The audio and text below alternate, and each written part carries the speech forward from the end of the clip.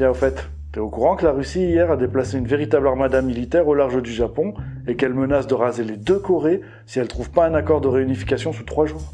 Hein? C'est quoi cette connerie? Apparemment, les BRICS ont décidé de mener une guerre contre l'État profond. Les BRICS? C'est quoi ça? C'est un regroupement de 5 pays. Le Brésil, la Russie, la Chine, l'Inde et l'Afrique du Sud. Oh, 5 parfaites démocraties, quoi. Ouais, c'est sûr que la France en ce moment est un vrai modèle. Hein. Mais la Corée du Nord est pas censée être une alliée de la Chine? Lorsqu'un membre est atteint de nécrose et qu'après avoir tout tenté, rien ne le guérit, il reste plus que l'amputation. Et apparemment, les BRICS, eux, ont décidé de trancher. Ça risque de foutre un sacré bordel, là. Tu crois pas si bien dire. Les USA ont annoncé ce matin qu'ils étaient prêts à raser le Brésil si les BRICS ne revenaient pas sur leur décision. Du coup, le Japon, qui a de très bons rapports avec le Brésil, a annoncé l'arrêt total de tout l'import-export avec les USA.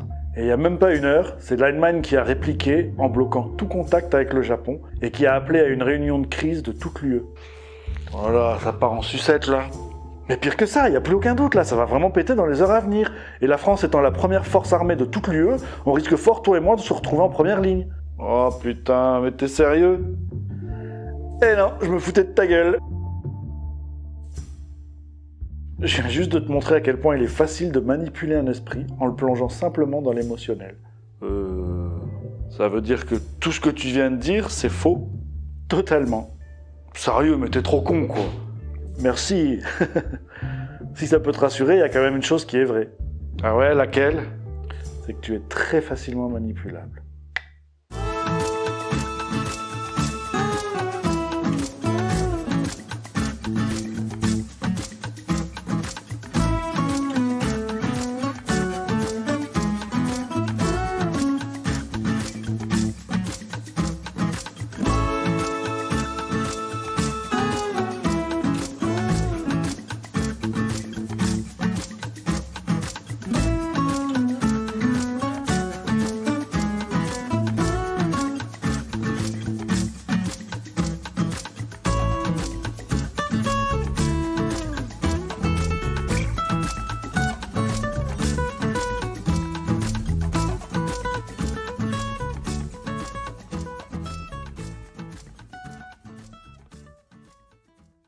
Bon alors, tu te doutes de quoi je vais te parler aujourd'hui? Allez, au hasard. De manipulation? Exact. Et plus précisément de 10 stratégies de manipulation de masse. 10? Rien que ça?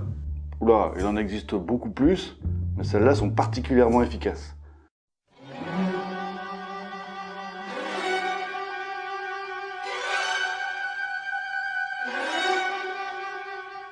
Par exemple, il y a la stratégie de la diversion, qui consiste à détourner l'attention du public des problèmes importants et des mutations décidées par les élites politiques et économiques. Pour ça, il suffit de le noyer dans un déluge continuel de distractions et d'informations insignifiantes. Pour certains, ce sera avec des consoles de jeux, Call of Duty, Assassin's Creed, des jeux qui sortent chaque année. Pour d'autres, ce sera avec des séries télé ou des programmes débiles, les experts Miami pas si experts que ça, les ch'tis à Babaloued, les princes de l'amour vénal.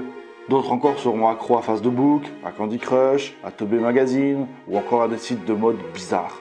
La stratégie de la division est indispensable pour empêcher le public de s'intéresser aux connaissances essentielles, que ce soit dans le domaine de la science, de l'économie, de la psychologie, de la neurobiologie ou encore de la cybernétique. En gros, si je comprends bien, c'est de distraire l'attention des gens pour les empêcher de s'occuper des problèmes sociaux en les tenant occupés par des choses sans importance. C'est exactement ça, ouais, ni plus ni moins. Quand tu es plongé dans un jeu à la World of Warcraft, par exemple, tu en deviens vite accro. Tu finis par ne plus penser qu'à ça, à obtenir la meilleure arme, à être dans la meilleure guilde, à être le numéro 1 de ta classe. Ce qui se passe au Yémen ou à l'Assemblée nationale, ça devient totalement secondaire.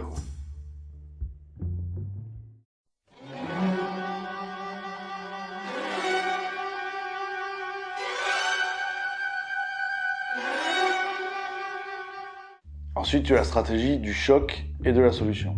Là, c'est beaucoup plus sournois. Ça consiste à créer un problème, une situation bien spécifique qui suscitera une réaction particulière de la part du public, afin qu'il devienne lui-même demandeur des mesures qu'on veut lui faire accepter. Par exemple, en laissant se développer la violence urbaine ou en organisant des attentats sanglants, ce qui poussera le public à devenir demandeur de lois plus sécuritaires au détriment de ses propres libertés. Ou encore en créant une crise économique, pour faire accepter comme un mal nécessaire le démantèlement des services publics ou le recul des droits sociaux. J'ai comme l'impression qu'on est en plein dedans. SNCF, ADP, FDJ, totalement, ouais. Et là, ce n'est que... Attends. Tu crois sincèrement que l'État serait capable d'aller jusqu'à organiser des attentats pour arriver à ses fins? Ce serait vraiment ignoble. Le nuage de Tchernobyl stoppé par les Alpes, l'affaire du sang contaminé, le vaccin contre l'hépatite B, le tabac bon pour la santé, l'amiante, et je te parle pas de tous les scandales des élus de droite comme de gauche, toujours impunis, ou au mieux, une petite amende de 4 000 pour un détournement de 400 000. T'as vraiment l'impression que les gouvernements successifs roulent pour ta pomme ou pour le bien-être du peuple? Vu comme ça, je cherche simplement à te pousser à la réflexion, pas à t'imposer un point de vue. Libre à toi de te faire tes propres déductions. Je sais bien, t'inquiète. Alors tout va bien. On poursuit? Bien sûr, oui, vas-y.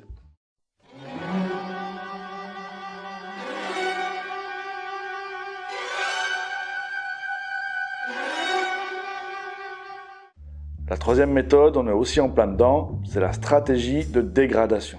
Ah, ça je crois que j'en ai déjà entendu parler. Ça consiste pas à faire appliquer une mesure qui serait vue comme inacceptable par palier et sur une longue durée. C'est exactement ça. Et c'est d'ailleurs comme ça qu'a été imposé le néolibéralisme durant les années 80-90. Délocalisation, flexibilité, chômage massif, précarité, salaire n'assurant plus un revenu décent. Autant de changements qui auraient provoqué une révolution s'ils avaient été appliqués brutalement. Tu augmentes le coût de la vie de 3 points, pendant que le SMIC, lui, n'augmente que de 1 point et que les barèmes des aides sociales stagnent. Ça se ressent légèrement, mais ça passe. Tu laisses les gens s'habituer, puis tu répètes l'opération 1 an plus tard. Puis l'année suivante, et ainsi de suite. Chaque année, ça grogne un peu, mais au final, les gens s'y font, et tu te retrouves 10 ans plus tard, avec un SMIC certes plus élevé, mais avec un accroissement de la pauvreté évident. Alors que si l'État avait soudain annoncé une inflation de 30%, une réévaluation du SMIC de seulement 10% pour des barèmes d'aide sociale inchangés, induisant très logiquement une perte sèche de revenus et de pouvoir d'achat pour un très grand nombre de foyers, le peuple se serait très probablement rebellé, jusqu'à faire reculer l'État et son projet. Wow. C'est à la fois très astucieux et terriblement pernicieux. On ne cherche pas à manipuler les masses par pure idéologie humaniste. Oxymore et sophisme sont généralement à fuir, car c'est autant de munitions tranquillisantes dans l'arme des manipulateurs. Jolie métaphore. Merci.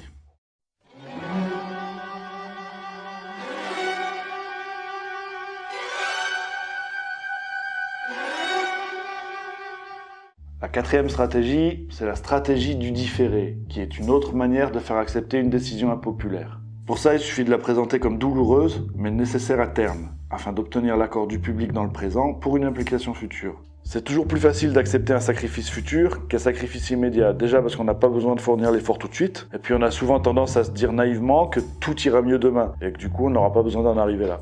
Le but est de laisser du temps à la population de s'habituer au changement, qui finira par l'accepter avec résignation lorsque le moment sera venu. Tout ça, c'est quand même sacrément tordu. Et pourtant, quand j'y pense, ça me semble pas si improbable. Il suffit de voir depuis quand on nous parle des réformes de retraite, de privatisation, d'austérité. Eh oui, tout est désormais en train d'être appliqué. Mais tout ça, c'est que des questions de thunes. Il y a encore bien pire qui nous attend. Mais on n'est pas là pour parler du futur. Ouais, vas-y mollo dans le pessimisme. Ouais, ça serait dommage de te faire tilter maintenant. J'ai encore pas mal d'infos à te donner. Bah alors vas-y, enchaîne. 5e stratégie.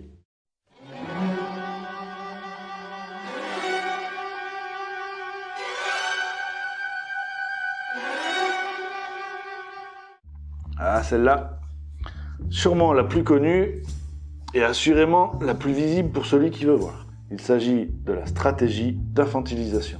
Celle-ci, tu peux très facilement la vérifier en observant les publicités destinées au grand public à la télé, et c'est encore plus frappant à la radio. Ça consiste à utiliser des discours, des arguments, des personnages et des tons particulièrement infantilisants, voire carrément débilitants, comme si les pubs étaient destinées à des enfants en bas âge ou à des handicapés mentaux. Plus ils veulent tromper le spectateur, plus ils utilisent un ton infantilisant. Et pourquoi? Tout simplement parce que quand on s'adresse à une personne comme si elle n'avait que 12 ans, en raison de la suggestibilité, elle aura très probablement une réponse ou une réaction aussi dénuée de sens critique que celle d'un enfant de 12 ans. Très probablement? Heureusement que c'est pas une science exacte et que tout le monde ne réagit pas de la même manière. Mais là, c'est pas l'individu qui est visé, mais la masse, qui, elle, influencera involontairement l'individu. Laisse-moi deviner. Toujours suivre le troupeau pour ne pas se sentir rejeté. Je me trompe? Toujours suivre le troupeau pour ne pas se sentir rejeté.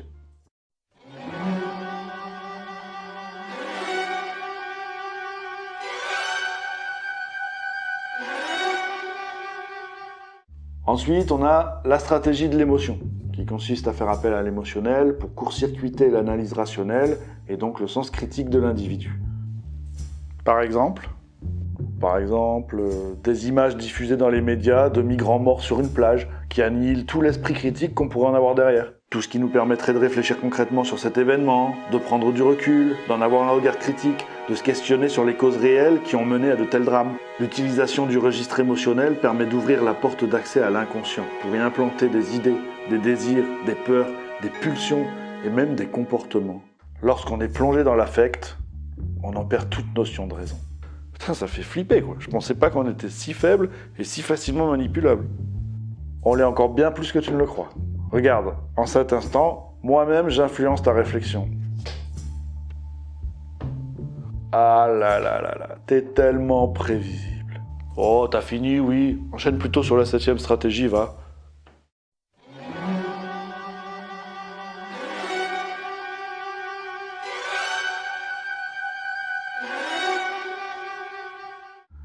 Ok. Il s'agit de la stratégie de l'ignorance. Et ça rejoint exactement la conversation qu'on avait la dernière fois sur Fernand Nathan. Ça consiste à faire en sorte que la masse soit incapable de comprendre les technologies, soit incapable de comprendre les méthodes utilisées pour la contrôler et la servir. En imposant une éducation des plus médiocres aux classes dites inférieures, à la masse en vérité, il crée un immense fossé entre elles et les classes dites supérieures, ce qu'on appelle les élites, qui elles ont accès à des connaissances qui demeurent alors parfaitement incompréhensibles pour tous ceux qu'ils appellent les gueux, les riens ou encore les sans-dents. Ouais, enfin, si t'as des capacités innées, même en venant des classes inférieures, tu peux quand même finir scientifique, chercheur, politicien ou je sais pas quoi d'autre. Quand t'es d'une famille très modeste, t'as très peu de chances de pouvoir te payer des études jusqu'à 30 ans pour un bac plus 12. Tandis que pour les élites, avec les moyens de papa et maman, même le plus cancre d'entre eux peut se payer n'importe quel diplôme et ensuite se faire passer pour une tête. Regarde Macron, il s'est fait caler plusieurs fois de Normal Sup et de l'ENA, et il a quand même fini président encensé par les médias. Ah ouais, très bel exemple en effet. Ouais, enfin, tu sais ce que je pense de la politique. Passons plutôt à la 8e stratégie.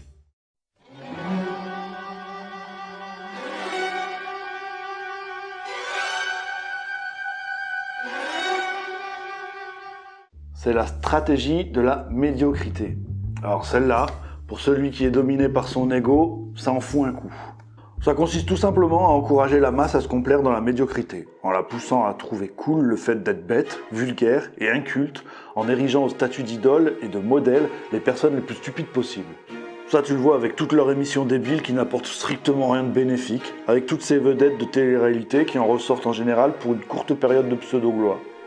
Nabila, Loana, Stevie, l'île de la tentation, les princes de l'amour, les anges de la télé-réalité...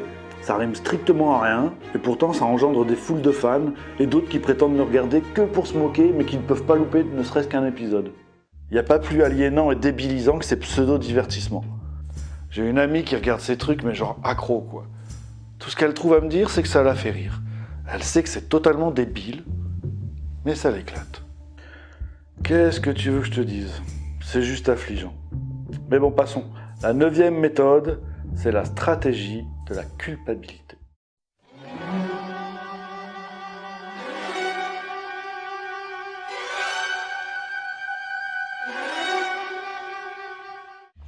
Là, il s'agit de faire croire à l'individu qu'il est le seul responsable de son malheur, à cause de son manque d'intelligence, à cause de son manque d'effort, à cause de son manque de capacité. Ça peut prendre la forme de messages subliminaux, dans des séries, dans des clips vidéo, ça peut être des textes musicaux, des chapitres dans des bouquins soi-disant philosophiques, parfois même ça vient directement des paroles des politiques, lors d'échanges faussement houleux, durant lesquels ils jouent à leur guéguerre droite-gauche. Et ces dernières années, ça a pris une nouvelle forme qui passe par les réseaux sociaux. C'est ce qu'on appelle les trolls. Certains sont payés pour faire de la désinformation, tandis que d'autres sont simplement rémunérés pour créer des conflits, pour dézinguer tous ceux qui semblent vouloir sortir du moule, pour leur casser littéralement le moral. Du coup, au lieu de se révolter contre le système, l'individu s'autodévalue et finit par culpabiliser, allant parfois jusqu'à la dépression dont l'un des effets est l'inhibition de l'action. Et sans action, pas de contestation. J'ai déjà fait les frais de ces enfoirés de trolls, mais je compte même plus le nombre de fois. Depuis, je cherche même plus à comprendre, je bloque direct. C'est clairement ce qu'il y a de mieux à faire. Ils sont plutôt doués pour pousser dans la dissonance cognitive. Quoi que tu dises, quoi que tu fasses, ils te contrediront tout le temps, alors même jusqu'à se contredire totalement eux-mêmes. Leur but, c'est clairement pas l'objectivité, c'est juste de pousser au clash. Attends, être payé pour faire chier le monde, et en plus à domicile, ça donnerait presque envie, quoi. Bon, c'est pas que, mais je commence vraiment à avoir la dalle, là. Si on pouvait passer à la dernière.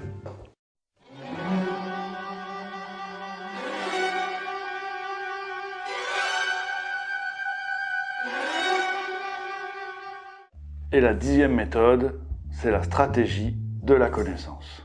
Il est indéniable qu'au cours des 50 dernières années, les incroyables progrès de la science ont creusé un fossé croissant entre les connaissances de la masse et celles détenues et utilisées par les élites. Grâce à la biologie, à la neurobiologie et à la psychologie appliquée, le système est parvenu à une connaissance avancée de l'être humain, à la fois physiquement et psychologiquement. Le système en est arrivé à mieux connaître l'individu moyen que celui-ci ne se connaît lui-même. Cela signifie que dans la majorité des cas, le système détient un plus grand contrôle et un plus grand pouvoir sur les individus que les individus eux-mêmes. Je sais clairement pas quoi penser de tout ça, là. Ça me dépasse.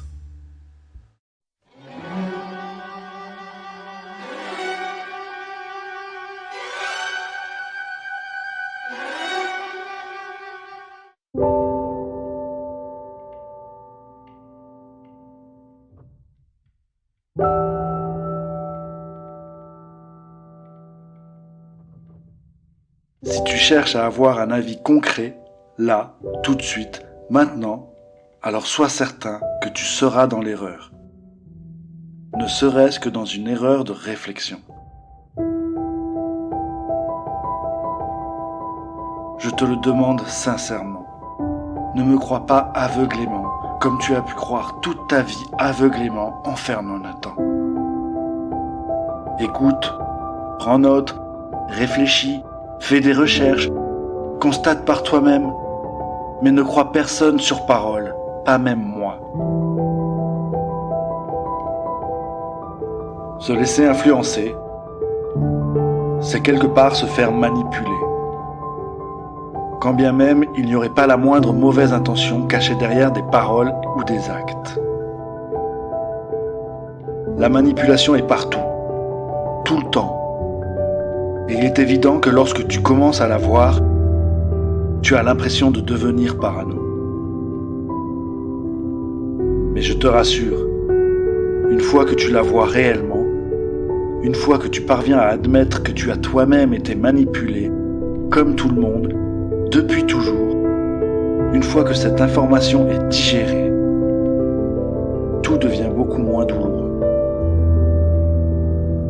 Tout devient beaucoup plus clair.